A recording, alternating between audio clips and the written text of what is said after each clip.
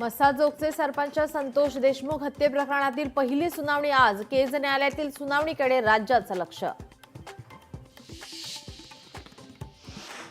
सतीश भोसले उर्फ खोक्याच्या अटकपूर्व जामिनावर आज बीड जिल्हा सत्र न्यायालयात सुनावणी। सुरेश धसचा कार्यकर्ता असलेल्या खोक्यावर शिरूर पोलिसात 2 गंभीर गुन्हे दाखल।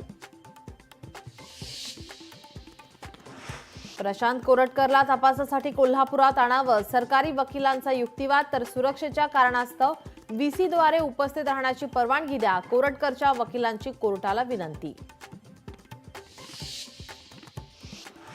शक्तीपीठ महामार्गाला मुख्यमंत्री फडणवीसांकडून हिरवा कंदील, शेतकरी संतप्त। आज सकाळी 9 वाजता मुंबईतील आझाद मैदानावर 12 जिल्ह्यातील शेतकऱ्यांचं आंदोलन।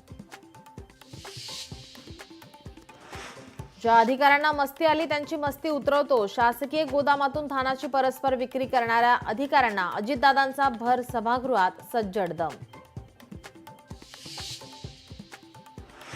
आनंदाचा शिधा बंद होण्याची शक्यता, शिवभोजन थाळी आता मिळणार की नाही, वृद्धांना तीर्थदर्शन योजनाही बंद होण्याची शक्यता। यंदाच्या अर्थसंकल्पात तरतूद नसल्याने चर्चांना उधाण।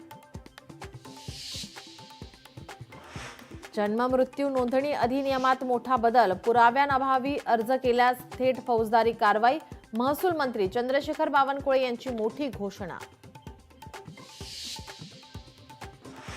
मराठी भाषेवरून पुन्हा एकदा वाद, एअरटेल गॅलरीत काम करणाऱ्या परप्रांतीय मुलीची मराठी भाषिकांवर अरेरावी। मुंबईच्या चारकोप पोलीस स्टेशन हद्दीतील घटना।